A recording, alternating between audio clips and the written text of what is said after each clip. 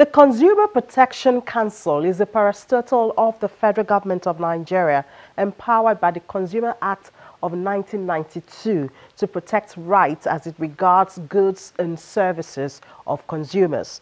The council has the responsibility to eliminate hazardous products from the market, provide speedy redress to consumers' complaints, undertake campaigns, as well as lead to increased consumer awareness. This episode of Big Story looks at the rights of consumers in Nigeria. You're welcome. I'm Amy John Mekwa.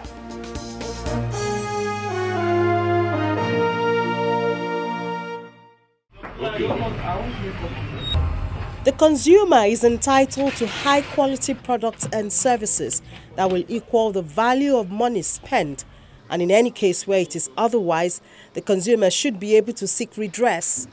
Obviously, this step can only be taken appropriately if rights are known. The major rights of the consumer include right to redress, right to safety, right to information, right to consumer education, and right to choose. I will say to a very large extent that even though there are rights that we have in our law books, but the level of enforcement or protection has not been encouraging. And you have so many reasons for that in this part of the country where we find ourselves. One, most consumers are very complacent about their rights. Two, the government agencies or institutional bodies that are supposed to enforce these rights, either because they are tied to the apron string of government institutions, they don't have the much strong willpower to enforce such rights. And again, some of these law, most of them, as we are moribund, that seem to take care of the rights of consumers. So there are so many challenges. Those rights, they actually exist, but we have challenges in terms of execution of those rights. Again, inadequate information and enlightenment on the part of consumers. That's what they use the word complacent. Most people are not even aware of their rights, even among the educated and intelligentsia. And it's very unfortunate. And that's why, government agencies, service providers seem to ride on us and take advantage of that.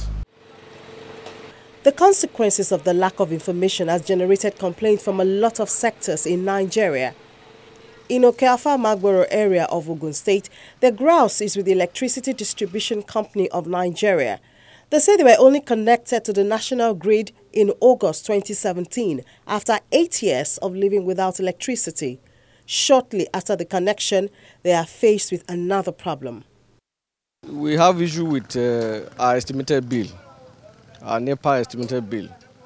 About 95% of this area have, they were given estimated bill, while little less than 5% were having meters. And on August 12th, they energized this area, which they gave us a bill of 4,500 each house. By September, they gave us a bill of 8,000 plus. So we are trying we have talked to the companies if they can help us to reduce the bills. That is the complaint of the communities. What did they say is the cause of the increase in the bill? Yes, we engaged them, I think last week Thursday.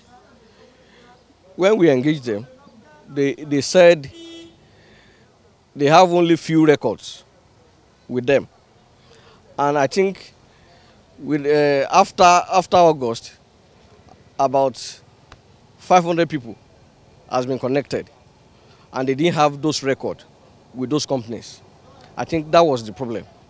Our people now need to be very real, they need to be realistic, they need to understand the basics and the rudiments of electricity supply in this country.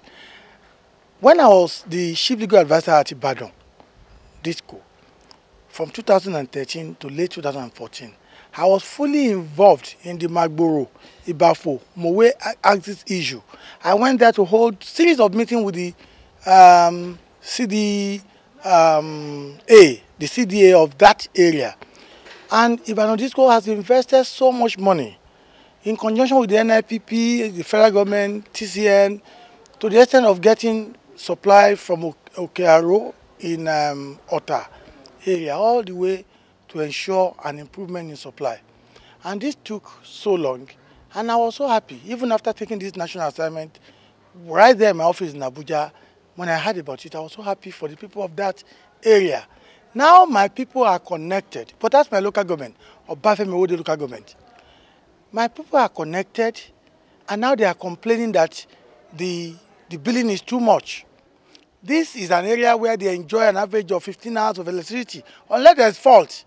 They enjoy electricity in that axis today more than we do in Abeokuta. I'm the Asiwaju Bamifun of Egbaland. This is a place where it should be my pride for them to have light. But Nigerians should know you must be ready to pay for electricity. You cannot see it as a social service. You cannot fail to see it as a product. And once you know it is a product, every product comes at a cost. So you have to look at the cost of production. Even right now, people should expect more, to pay more, because we are buying electricity today at 68 naira per kilowatt hour. We are being allowed to sell to the customers and consumers at the rate of 31 naira 58 kobo. So even now we are underselling it. So if somebody complains to me that the bill is too much, I look at the person the second time and say, are you for real? The only thing I will say is that the liquidity crisis had made it very difficult for the discos to roll out meters. What I want them to have is to have prepaid meters. So you pay as you go. If you don't have the money to recharge, stay where you are. But once the prepaid meters are not yet fully in circulation, not everybody have prepaid meters, that means we still have this regime of estimated billing. The estimated billing methodology is exactly as it is given to us by our regulator, NAC. So I'm not saying it is a fair regime. We have cases of underbilling, which is against us.